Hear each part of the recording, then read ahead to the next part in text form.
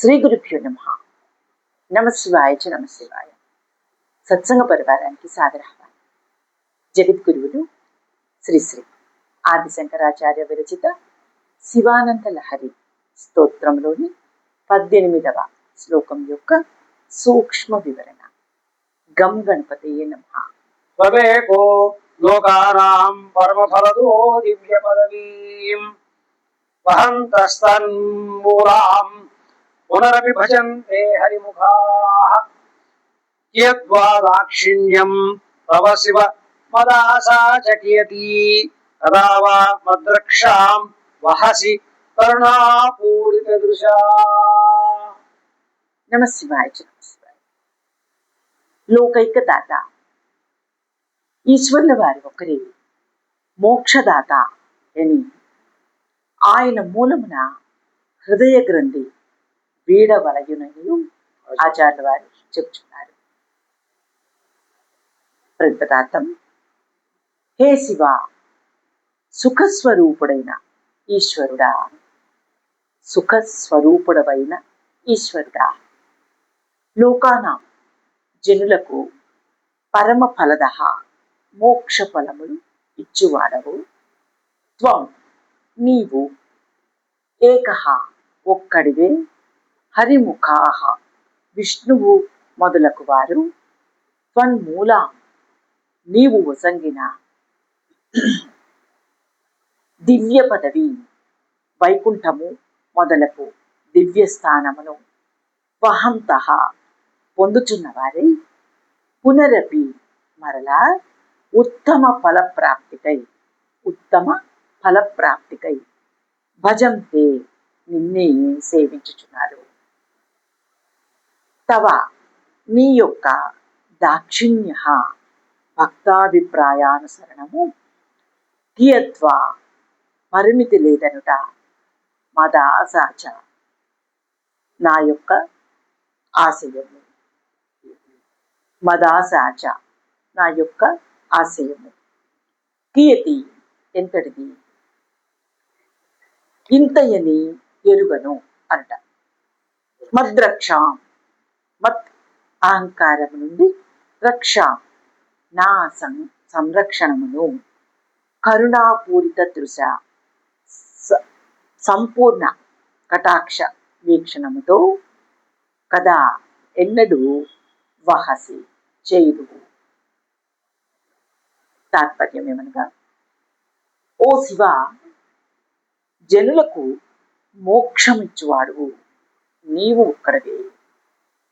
విష్ణువు మొదలగు వారు నీవు ఒసంగిన వైకుంఠాది దివ్య పదములను పొందుచున్నవారే, మరలా ఉత్తమ ఫలప్రాప్తికై నిన్నే సేవించుచున్నారు. నీ యొక్క దాక్షిణ్యము పరిమితి లేనిది. నా యొక్క ఆశయము ఇంత అని నేను ఎరుగను. సంపూర్ణ కటాక్ష వీక్షణములతో ఎన్నడూ నీవు నన్ను అహంకారం నుండి రక్షణ చేయదువు. పరిపూర్ణ స్వరూప పరమాత్మ, పరమేశ్వర, గంగాధర, పార్వతీపతే, నీవు లోకైక ప్రభుడవు, ఆనందదాతవు. నీకు శతవందనములు. దేవేంద్రులంతటి వారు పెద్ద పెద్ద పదవులు పొంది పరమపదం కావలసి వచ్చేసరికి నీ దగ్గరకు వచ్చి నిన్నే వేడుకుంటారు. వారికి నీవు ఎన్నో వరాలు ఇస్తూ ఉంటావు. నీ ఔదార్యం అపారం. కామ్యాలు తీర్చడంలో నీ అంతటి కారుణ్యమూర్తి మరొకరు లేరు. నీవు దీనజనులకు కామధేనువు. నేను దీనాది దీనుడను. నాకు నీవే తప్ప మరొక దిక్కు లేదు. నా కోరిక చాలా చిన్నది. ఇది తీర్చుట నీకు పెద్ద విషయం కాదు. నాకు నీ సేవా భాగ్యం కల్పించి నన్ను ఇక్కడే ఉంచుకో. భగవంతుని సరిగా ఆరాధింపక ఏవో కోరికలు కోరుతూ ఉంటే ఐహిక భోగ భాగ్యాలు పదవులు ప్రసాదిస్తాడు. దేవేంద్రాదులు సరిగ్గా ఉపాసించక స్వర్గాధికారాలు కోరారు. పరమేశ్వరుడు వారి కోరికలు తీర్చాడు. ఇవి అన్నీ అనిత్యాలు అని గ్రహించి మోక్షం కోరి మరలా నిష్ఠతో మనం వేడుకొనాలి. అహేతుకి భక్తి కలిగి ఉండాలి. అప్పుడు స్వామి తనంతట తానే మనకు సఖుడు అవుతాడు, సమర్పకుడు అవుతాడు. శుకుల వారు సనకసనందాదులకు ఉండెడి భక్తి అహైతుకి భక్తి. నారాదితో హరిసమ్యగైశ్వర్యాది ప్రదో భవేత్. ఆరాధితో హరిసమ్యగ ప్రవర్గ ప్రదో భవేత్ అనగా చక్కగా ఆరాధించినచో భగవంతుడు ఐశ్వర్యాదులను ఇచ్చును, చక్కగా ఆరాధించినచో మోక్షమును ఇచ్చును. అహైతుకి భక్తి అనగా కోరికలతో భగవంతుని పూజించుకుండటం, ఇది పంచమ పురుషార్థం. భగవత్ పాద పద్మ సేవ భగవంతుని వశపరచుకోవడం. భగవంతుని ఔదార్యము అటువంటిది.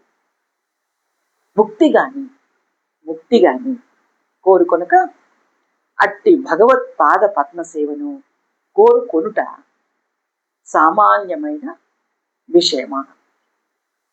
అది గొప్పదగు ఆశ, మహత్తరమైన అభిలాష. ఏమీ కోరుకొనని భక్తునకు భగవంతుడు తనే ఇచ్చుకొను. ఇది మహత్తర ఔదార్యం. నకించిత్ సాధవో ధీరా భక్త హే కాంతినో మమ వాంఛంత్యపి మయా దత్తం కైవల్యమ పునర్భవం దేహి ప్రసన్నః ప్రపన్నాయ దాస్యాత్మానమప్యచః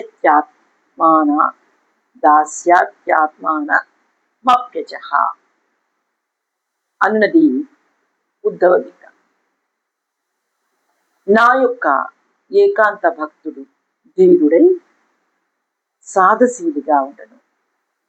అతడు ఏదీ కోరకనే కోరడు. కోరుమని కోరినా నాయందు భక్తిని తప్ప వేరే దానిని కోరడు. అంతేకాదు, కరుణామూర్తియగు భగవంతుడు అట్టి భక్తునికి తనకు తానే ఇచ్చివేయను. భగవంతుణ్ణి ఆరాధించడంలో వివిధ పద్ధతులు ఉన్నాయి. ఆర్తో జిజ్ఞాసు అర్థార్థి జ్ఞానీచ భరదర్షభ అన్నారు గీతాచార్యులు వారు. గజేంద్రుడు తనకు వచ్చిన ఆపద నుండి కాపాడమని అర్థించిన ఆర్తుడు. ఉద్ధవుడు కృష్ణతత్వం తెలుసుకోవాలనుకున్న జిజ్ఞాసుడు. సుగ్రీవుడు మరియు విభీషణుడు శరణు కోరిన ఆర్తిపరుడు. ఏది ఆశించకుండా నిష్కామంగా ఆనందానుభూతితో హరినామ స్మరణ చేసిన జ్ఞాని ప్రహ్లాదుడు. భక్తుల ఆరాధనను బట్టి భగవత్ అనుగ్రహం ఉంటుంది. ఏ ఒక్కటి ఉంటే ఇంకా కోరవలసినది, కావలసినది, పొందవలసినది మిగిలి ఉన్నాయని అసంతృప్తి ఉండదు. అటువంటి భగవత్పాద సేవా తత్పరతను మాత్రమే కోరుకోవాలని, ఆ ఒక్కటి ఉన్నప్పుడు అన్నీ ఉన్నట్లే అని ఆచార్యులు వారు దృఢంగా ఈ శ్లోకం ద్వారా తెలియజేశారు. వాగర్ధావివ సంవృక్తో వాగర్ధ ప్రతిపత్తయే జగతః పితౌ వందే పార్వతీ పరమేశ్వరౌ నిరక్షరపద భ్రష్టం మాత్రాహీనం తు యత్తవేత్ తత్సర్వం క్షమ్యతాం దేవనారాయణ నమోస్తుతే. కాయేన వాచా మనసేంద్రియైర్వా బుద్ధ్యాత్మనావాత్ ప్రకృతే స్వభావాత్ కరోమి యజ్జత్ సకలం పరస్మై నారాయణాయేతి సమర్పయామి. ఓం తత్సత్ బ్రహ్మార్పణమస్తు. ఇది ఈ శ్లోకం యొక్క సూక్ష్మ వివరణ. ఆ పార్వతీ పరమేశ్వరుల అనుగ్రహం మనందరి మీద కలుగుతాక. నమః శివాయ. నమః శివాయ.